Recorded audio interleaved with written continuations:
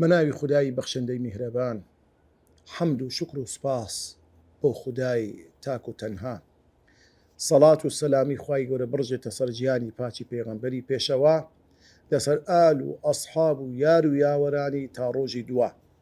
بەڕێزان خۆشەویستان، لە زنجیرەی سەیەمین لە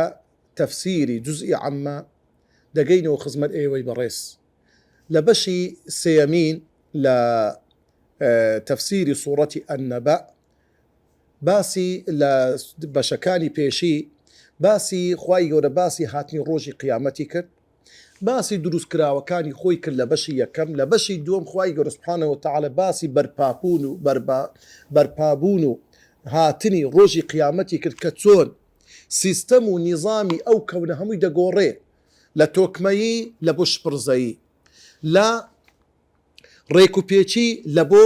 تێکچوون و پەرتەوازەبوونی هەر شتێک گۆڕانکاری بەسەر هەموو شتەکان دادێتن. و هەروەها خوای گەورە سوبحانەهو وتەعالە باز لەو بەشی سێیەمە کە دەکات لە ئاەتی 31 هەتا دەکاتە ئاەتی 40 و کۆتایی ئەو سوورەتە، خوای گەورە سوبحانەهو وتەعالە لەو چەند ئاەتە باسی عاقیبەت و دوا ڕۆژی ئیمانداران دەکاتن. پەیوەندی ئەو بەشە لەگەر بەشی پێشی چییە؟ یعنی چ نسبەتەکەیە، چ تەناسوبەکەیە لە بەینی ئەو کۆمەڵە ئاەتە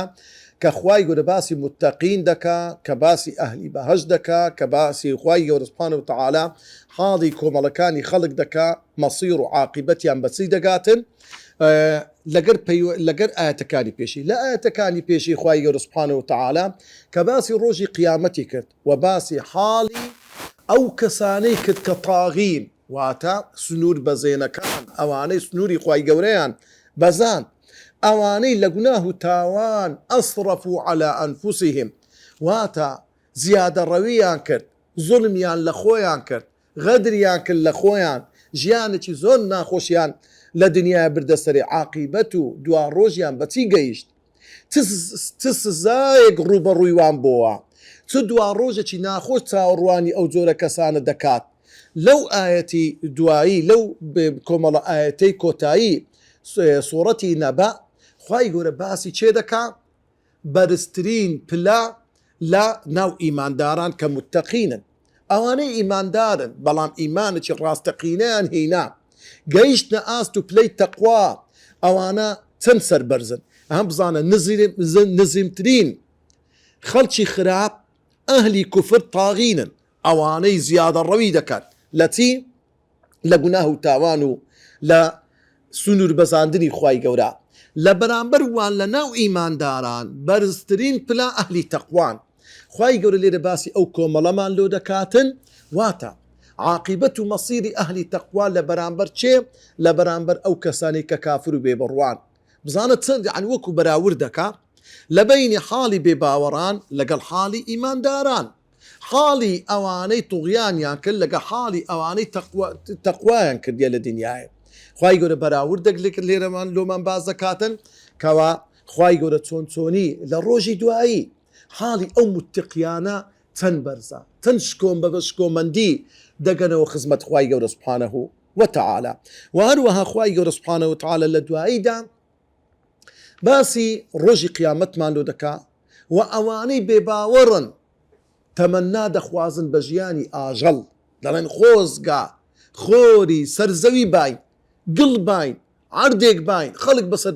بەسەرمان بکەت باە، نەک ڕوبەڕووی ئەو ڕۆژە سەخت و ناخۆشە باینایەوە. ئینجا دەینە سەرمانای وشەکان بە کورت و پوختی. کەلیمەی مەفازن واتە سەرکەوتن و پاداشتی گەورە. کەلیمەی کەواعیب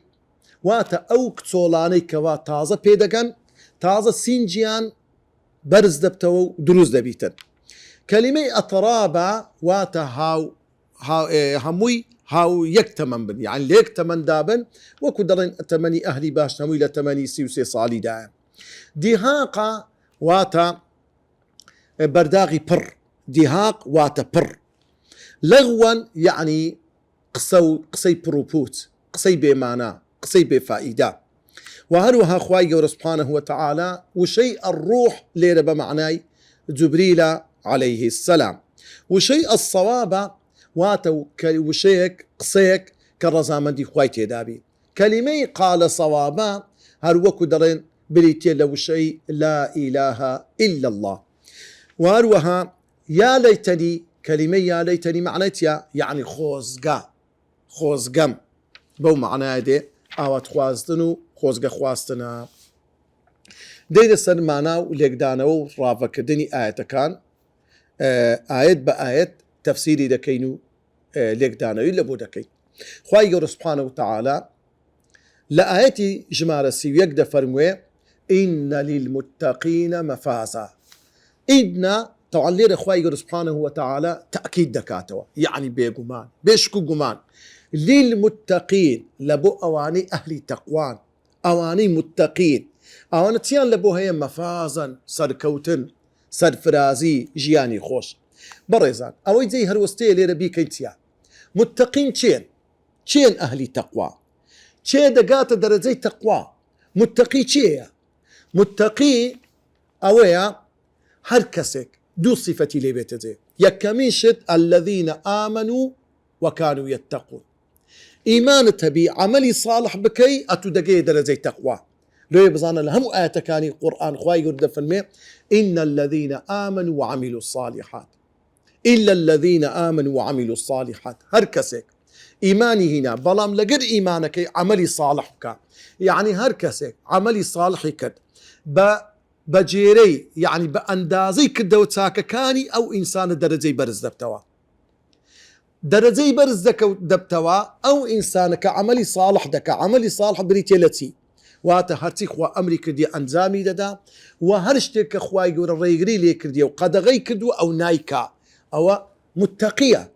أو أهلي تقوى خوي دا باريزي لتوربوني خوا بوي بأمري خواناكا خو دا باريزي لو شتارك خوا ريقري كرديا قدغي كردوا بوي أنزامي نادا أو متقية أو خو باريزا لوي تقوى برسترين بلاي إيمانا لوي أواني أهلي تقوان كسانيكن في زيان لبو ليدراوا درقاي بهشتيان لسبشت بوكراويو راستو خودسنا بهشتي هيز ناخوش يقنابينن هيز ناخوش يقنابينن لو ناخوش يعني الروجي قيامته لو إخواي قردت مي للمتقين براستي لبو متقية كان مفازا خواي قرد لنا كلمة مفاز واتا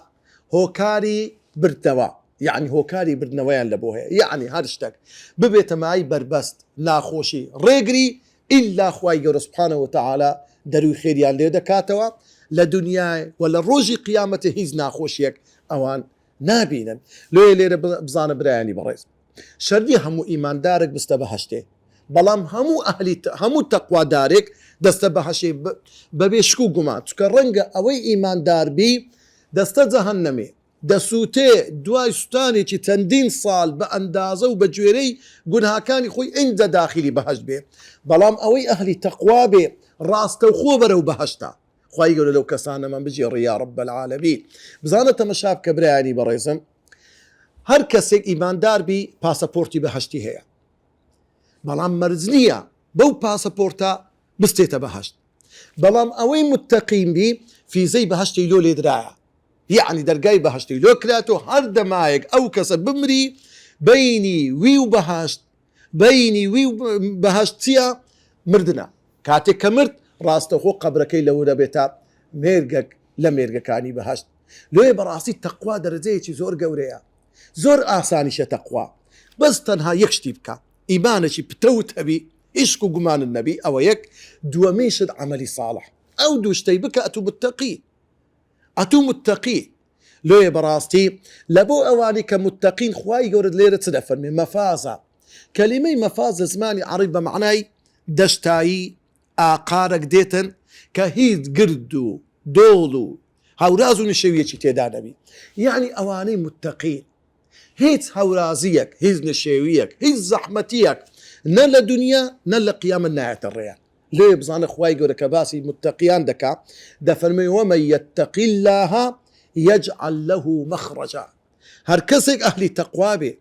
أو كسا يجعل له خواي قورا لبو دادني تسي لبو دادني مخرجا دروي خير يعني أوي تقوى داربي والله لدنيا يسر قدان نابي لدنياي محير نابي لدنياي يعني مش لتقناتي كنا من نظام تبكم نات كما نامت أهلي تقواي خواي يقول إلا مخرج لبودنيري والله بركة يكفر سيتدا نبي كإيمانك تهيا كتوكلت بس أخوايا سبحان الله أتولى درجيتي زور برزدجي أوي براسي ومن يتقي الله يجعل له مخرجا ويرزقه من حيث لا يحتسب خواي يقول لبو أهلي تقوى رزقك يام بيدا من حيث لا يحتسب لخيالي خود دانية رزق رويني بارو بول بها خواش نتي باش الدداتي خوا من ضالي صالح الدداتي خواي يقول السياريك الدداتي سيارة كدرن قال لتاو سياري خرشي زور ببارشي كم تكريا موديلي زور لدواي بلام صناعي نابيني أهو التقوى كتا خواي يقول خانيتي باش بقسم الدكا خواي يقول قناعت له دروز دكا خواي يقول علم بيدا بخشي خواي يقول شخصيته كسايتي وناوداري بيدا بخشي أو همي رزقه ليه بزانا إن للمتقين مفازة لدنياي أهلي تقوى دائما ضليان بقدراي فراواني زوي فراوانا عزته سربرزيان بقدراي تياكان برزا بقدراي آسمان حزدا كان أوانا لبرزيدان ليه براسي تقوى نعمتك زوز القوريا أواني كأهلي تقوى مفازا سركوتنيان لبوهيا لچين دري لدوار روش كاتك لروجي قيامة روبروي خواي قولة دبنوا تي أو خوشي أوان بيان دري حدائق وأعناب كلمة حدائق جمعة مفردق حديقية يعني أواني أهلي متقين أواني أهلي تقوان يقبهشت ينيا يقباغ ينيا أدي حدائق كوملق لباغو باغاتو سوزايو مزرعو اشتي خوشيان هيا بزانا كابرا زود زاري هي مزرعتي كريه بباريتي زور زارك دو سي دا صالت سنزارك دتي اخيري بيزار دبي من دالكان لقرينان اريتسيو بابا هربتينا مزرعه الشقلاوه اوتي هربتينا فران وفران زيقا دابا بوتشي خاتي باب قرن بسيتيت نوي ببينين بلام بهشت خواي قورا يكوم الباغ باغات الدداتي بسطها بهزارها بهشت دلبوها هموي باغ باغات هموي مزرعه هموي لبلكان هموي لجيراني اولياء اتقياء خواناسان وبيغمبران دايا واعناب او حديقانش واعناب باغي تري كتري عاده انواع قلق زورا دلين زيات اللحفتات زور تري هي كشميرية وطائفية وأنواع وأشكال كأوي هي رنقا هندتي زور كم دزانين إنجا تري طبيعتي وداري تري دكا ميو ساباتي زور زوانا تشكا بالككي زور قوري قلايكي لو يتمشاركي صوزاية كشي صوزاية كي زور تيرنية زور آسوغنية اشتكي زور زوانا لو يسرند يعني براستي ديماني كي زور زوان نشان داتن وتري عادتي ودارك يعني سابات دروز دكاتن يعني تمشارك كبرشي زور سوان لو يا اخوي يقول لك بازك دفن وجنات معروشات وغير معروشات يعني اما عندك باغو بستان هي او باغو بستان عندك كبر دارا وعندك كبرينيه لو يا لير اخوي قلت متكوملك لباغو بستان يام بيدا دين واعناب ولا داري تري كأنواع وأشكال تري تدا تري رش تري زرد أنواع وأشكال تري صوص أنواع وأشكال تري كتري بهجبي دبيكوبي خواي سبحانه وتعالى بو متقيان بدع إن زدواي أو كأو باغو بستاني عند ديني خاني أجر مالي تدا نبي وأجر آفرتي تدا نبي تنونيا تخوشي تشينيا لو تمشاكي دري جنو مال ونيا دري مالو من ضال همي لقيكا خوشي إنسان أويكا هيبي مالو من ضالة باشي هبيتا خاو خيزانة باشي هبي دواي بدواي أو أخواي قد باسي تدكا لو أم التقيان أخواي قد فمي وكواعب أترابا كوملق آفرتي كتولا كواعب يعني أو آفتني تازة بيدقان تون كتولا يقل 18 صال 16 صال 10 صال كتازة بيدقان زور ناسكا زور زوانا زور يعني تازة بيدا قيشتوا كلمة كعب كواعب كو استا مثلا لون من بيلاوي بن بلد دور لرويزا نابتان بيدو كعب داري كعبي عالي يعني واتا كعبة كي برندا او افرتان السينجيان تازة وادروز دبيتو برز دبتوو تازة لبي قيشتني کچێنی خۆیاندان ئەترابە هەر هەمووشیان لێک تەمەندان هاو تەمەنن لەگەڵ یەکتر یعنی بزانە کەواعب جەمعە کۆمەڵێک لەو ئافرەتە تا کچۆڵە تازە پێگەیشتانەیان پێدەدەین ئەترابە هەر هەموویان لێک تەمەندان نەکو حەسادەت و غیرەی و ئیرەی و کێشە پەیدابی لە بەیان نام هەموویان لێک تەمەندان هەر هەمویان لە چادەوری ئەو متتەقیە دەسوڕێنەوە هەر هەمویان خزمەتی دەکەن هەر هەمویان حەز و ئارەزوەکانی ئەو متتەقیە ئەو کەسە لە خواترسە جێبەجێ دەکەن بزانە ئەوە نیعمەتی بەهەشتە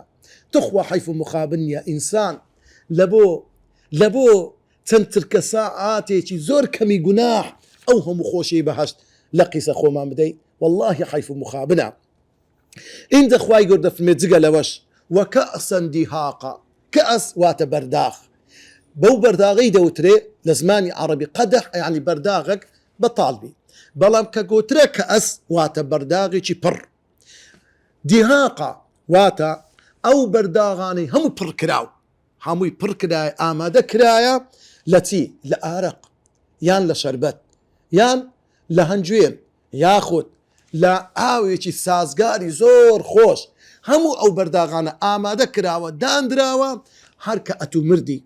لە حەوزی کەوسەری پێغەمبەر صلی الله عليه وسلم لەوێن دەرێ پێغەمبەری خوا دەفەرمێ ژمارەی ئەو بەرداغانەی لە ڕۆخی کە حەوزەکە هەیە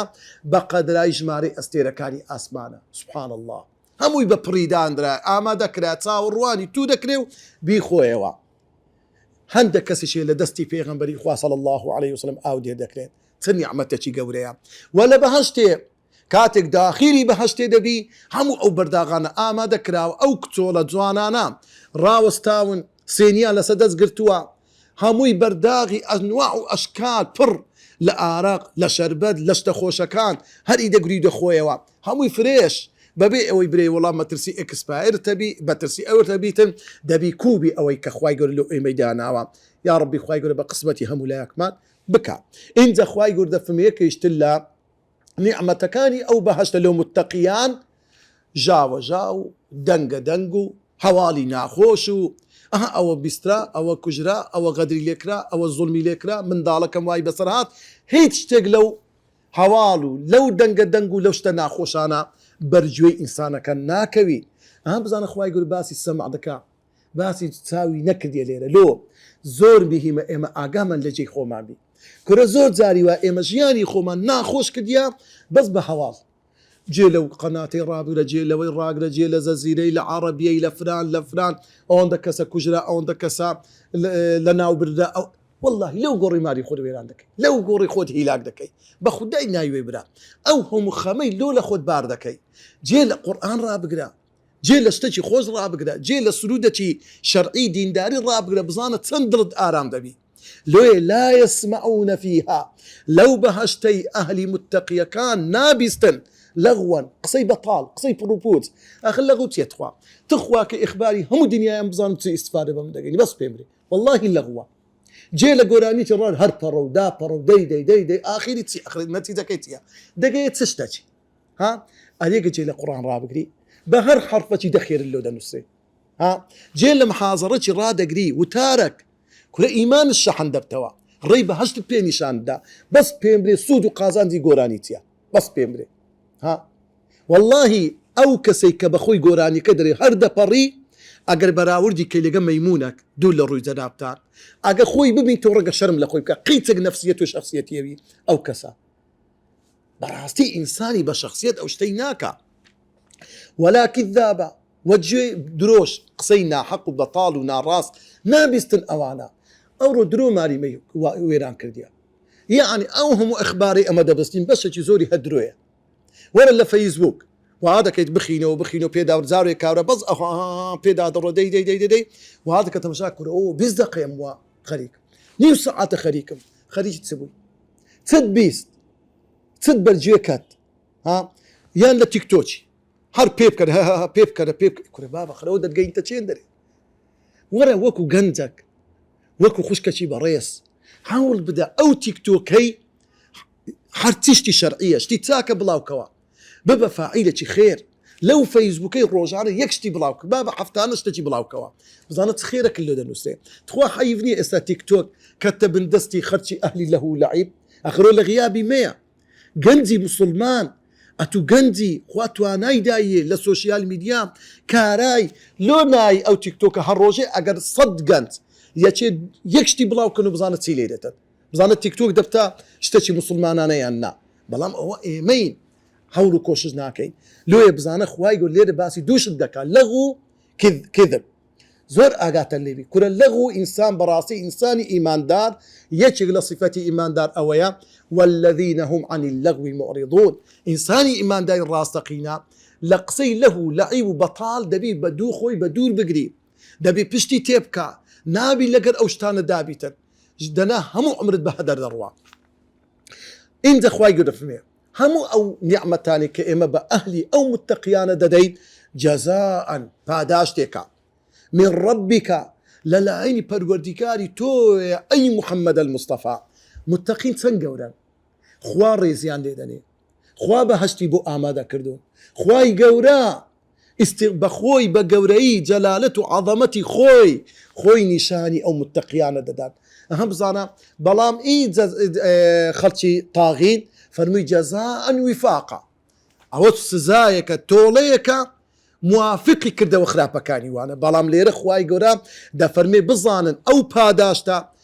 عطايك بخششك للايني خوا من ربك للايني خوا عطاء ايما بخششك بيان ددين حسابا بزانا ليره خواي گورا كلمه عطاي بكارينا يعني برايدي بريس كاتك ايما تاكدكي كاتك ايما نوجدكي كاتك ايما بروجي دبي كاتك ايما خرابيناكي والله لقازانزي خومانا لو دنيايا يعني بيجوي بقينا بهاشتي ايما للدنيا خو باداش من داتوا نوجش دكي يكم الاستفاده هي بروجي دبي يكم الاستفاده هي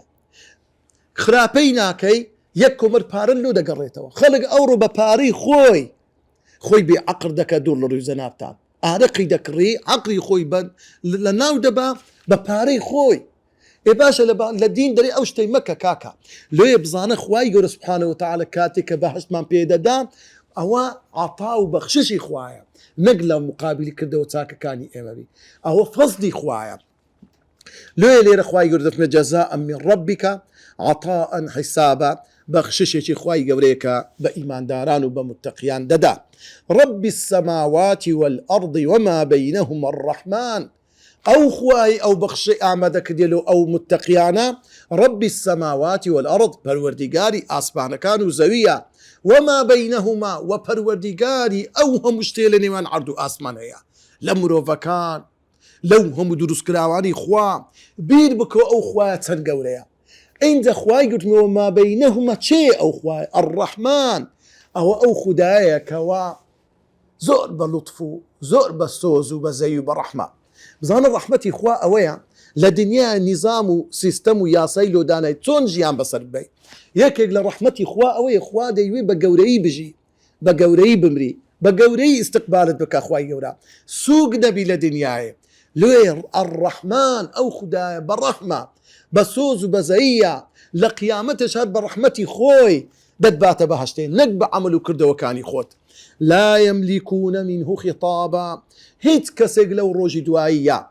ناتواني قسبك لا يملكون يعني تواني أويني أو إنسانا للروجي قيامته قسبك خطابا الروبروي خواي قورب بتوا زان معنيتيا يعني للروجي قيامته أواني تاوان بارن أواني بباورن أواني كافرن روي أويان يقسب كان تسكى هند تاوانا كان ينقوري هند شر مزارن برامبر بخوا أدي متقية كان أوانت لقوري خوا لكن هند قورة بوا عظمتي خوا كدبين لو روجدا أواني سرسامن بعظمتي خوا ناطوان قسب كان لو روجدا يوم يقوم الروح أو روجيا حتى جبريل أمين كقوري هم ملائكة كان كسفير بين خوا وبيغمبرانا أويج لو روجدا زندي دكريتو آماديو دبي لساعي حشر آمادبي والملائكة وتيقراي فريشتكان كهيد قناه تاوان ينيا دبي أواني لساعي حشر آمادبن هن هميان أوانا صفا يعني صفي ملائكة يكصفي طواوة يعني أوهم ملائكتانا يكصف دەبنە یەک سەف لا يتكلمون لەو ڕۆژەدا هیچ کەسێک ناتوانی قسەیەک بکە گفتوگۆیەک بکە زمانی بجوولێ إلا من أذن له الرحمن مەگەر ئەو کەسانی کە خوا ئیزنیان دەدا. الله چەند ڕۆژێکی سەختە، چەند ڕۆژێکی گرانە، چەند ڕۆژێکی ناخۆشە، ئیلا مەگەر ئەوەی لەگەڵ ڕەحمەتی خوا ژیاوی. إن رحمة الله قريب من المحسنين. مسلمانان گەنج و لاوە بەڕێزەکان خوشک و برایەکان بزانە تەمەشاکە إلا من أذن له الرحمن لە ڕۆژی قیامەتێ خەڵکانێک هەن زۆر بەڕێزن خوای گەورە خۆی جێیان لێ ڕادەگری، خوای گەورە ڕێزیان لێ دەنێ. یەکێک لەوانەی کە زۆر بەڕێزن لە ڕۆژی قیامەتێ گەنج و لاوێک تەمەنی خۆی گەنجایەتی خۆی لاویەتی خۆی دەپارێزی لە کاتێک لە ناو کوورەی ئاگرا لە تاوان لە گوناح لە بەدڕەوشتی لە هەموو شتە خراپەکەم بەڵام خۆی دەپارێزیتن وەکو قەڵایەک ڕاوەستایە و ناکەوتە ناو داوی شەیطان. ئەو کەسە زۆر گەورەیە لە ڕۆژی قیامەتێ. لێ إلا من أذن له الرحمن مەگەر کەسێک خوای گەورە بە ڕەحمەتی خۆی کە خوای ڕەحمان ڕێی پێ بدا و قسە بکە. وقال صوابا بەڵام قسەی ئەو کەسە تێکە جێی لێ ڕادەگیرێ. وقال صوابا ئەو کەسەی کەوا وقال لە دنیایێ قسەیەکی ڕاستی کرد بیتن. زانە ئەو قسە ڕاستە چیە؟ زانایانی مفەسیرۆن دەفەرمون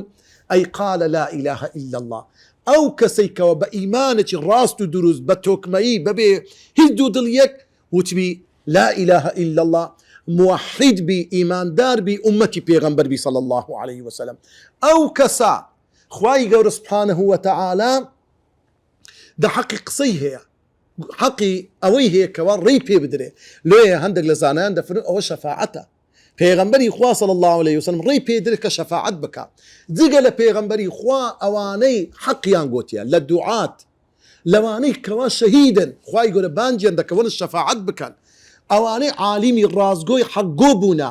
ئەوانی شەفاعەت دەکەن وەکو لە حەدیسی پێغەمبەر هاتووە. چەند میهمە ئینسان حەقگۆ بی،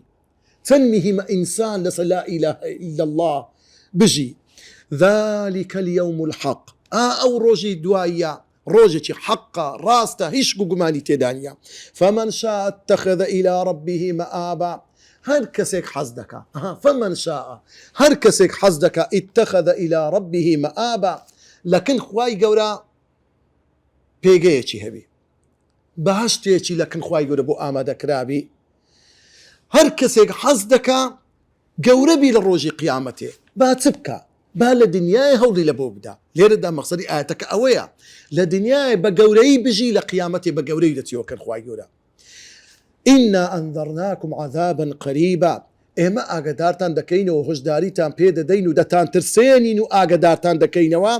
لە عەزابێکی زۆر نزیک کە عەزابی ناو قەبرە کە عەزابی ڕۆژی دواییە. لۆ خوای گەورە عەذابا قەریبا لەبەر ئەوەی کورە قیامەت گەلک نزیکە. پێغەمبەری خوا دەفەرمێ ئەنا وەساعەت کەهاتەی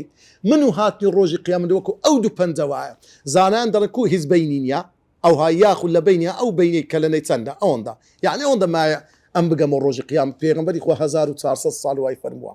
لۆی هاتنی ڕۆژی قیامەت زۆر نزیکە. بینی تو قیامەت مردنە بمری قبرەکەت یا مێرگەکە لە مێرگەکانی بەهەشت یا قۆرتەکە لە قۆرتەکانی دۆزەخ. دا ئەو قیامەتە تەواو. يوم ينظر المرء ما قدمت يداه لەو ڕۆژەدا هەموو ئینسانێک بیری دەکەوتەوە ما قدمت يداه ئەرێ ئەمە چم لەگە خۆم هینایە لە زاد و زەخیرە و توێش و لە دنیاە چ کردەوە یەکم کردووە ما قدمت يداه چت کردیە زاد و زەخیرەی تو چت لەگە خۆت بردیەلەوە ئەو هەموو قۆناغی ڕۆژی قیامەت بۆ ئەو ڕێگا دوور و درێژەی قیامەتێ. ويقول الكافر بەڵام لەو ڕۆژدێ کافری بەدبەختی دەست بەتاڵی ڕەنجەڕۆ لەو ڕۆژەدا چ دەڵێ یا لەیتەنی خۆزگەم بەخۆم خۆزگەم كنت ترابا وەکو ئەو هەموو ئاژەڵەی کە خوای گەورە زندیانی کردەوە لێ پیچینەوەی لەگە کردن حەق و حسابی لەگەر هەمویان کرد و لە پاشان فەرمی کون و توڕابە ببنەوە خۆر و گڵ دەرن خۆزگە ئێمەش وەکو ئەو ئاژەڵە نەباینە مرۆڤ نەباینایە. هەم بزانە تەمەشا بکە گەورەترین کەسی سەر ڕووی زەوی ئەوەی کە ئێستا خەڵک حسابی لۆ دەکا کابر ڕئیسی وڵاتێکی زۆر زلهێزە کابرا زۆر بە گەورەی لە دنیای ژیای وەکو یعنی کەسایەتێکی دنیایی لە ڕۆژی قیامەتێ تەمەنا بە کەرێک دەخوازی دوول لە ڕووی جەنابتان تەمەنای ئەوەی دەکا سەگەک باە تەمەنای ئەوەی دەکا کەرکەدەنەک باە تەمەنای ئەوەی دەکا تیمساحەک باە تەمەنای ئەوەی دەکا بزنەک باە مەڕک باە دەێ بخۆزگە وەکوی باما ئێستا ئەوم هیچ لەم نما بەڵام جەهەنەمەک چاوەڕوانی دەکا خالدینە فیها ئەبەدا لابثینە فیها ئەحقابا ئای ڕۆژێکی چەند سەختە یا ڕەبی خوای عاقبەتمان خێر بکەی ئێستا بە کورت و پوختی ئەو چەند دەرس و وانەیەک لەو چەند ئاەتە پیرۆزە یەک لەو شتانە برا بەڕێزەکان گەنج و لاوەکان کورە ئەوەی زۆر مهمە تەقوایە تەقوا زۆر ئاسانە بەس ئیمانێکی تۆکمەتە بی هیچ شک و گومانت نەبی دووەم عەمەلی ساڵح عملی صالح كل أولي التسبيح قبل لا إله إلا الله إسا عملي صالح تيا قندتي بريزي وجهي زنابت خشكا كبرايكا لكل يكي خود بس خود ما دورينا بس بدو هوا وآرزو مكوا كسشي بشخصيات با قورة با نيجي خود بكا شرمت بينا بيتن والله أو تقوايا قورترين تقوايا خشكا بريس بيتكي تفيكي خود دامني حجابتي شرعي با أو تقوايا قورترين تقواشا لو تقوى بريتي لإيمان وعمل صالح خالد وان برا برز وخوشوي استكان بزانا قوري إنسان لدنيا بويا إيمان داربي والله إنساني بباور خواي قورة دفن خراب ترين زندوري سروي زوي كافر كانا يعني آجلتن سبحان الله لو للروج قيامتي باعترافي خويان دلين خۆزگە ئێمەش وەکو ئاژەڵانە ئاژەڵ باینە وەکو ئەو ئاژەڵانە مرۆڤ نەباینە ئاژەڵ باینایەوە بباینایە خۆر و گڵی ناو ئەو سۆر ڕووی زەویە و هەروەها بەڕێزان و خۆشەویستان خاڵیشتر لەوانەی کە زۆر مهمە دەبێت ئێمە بزانین ئەوەی کە ئینسان بەرەو تەقوا دەبات ئەوەی ئینسان فێری ئیمانی پتەو دەکات بڕوابوونە بە ڕۆژی دوایی لێ لە ئاەتەکانی قورئان خوای گەورە زۆر تاکید بەس دەکات إيمان بالله واليوم الآخر ولا حديث كالي بيغمبريش بهما شيوا لو زول لقر قيامة بن زور بالله برودا وكان روجي قيامة بن كانوا دقنا بلو باي تقوى داري إن شاء الله وصلى الله وسلم على سيدنا محمد وعلى آله وصحبه أجمعين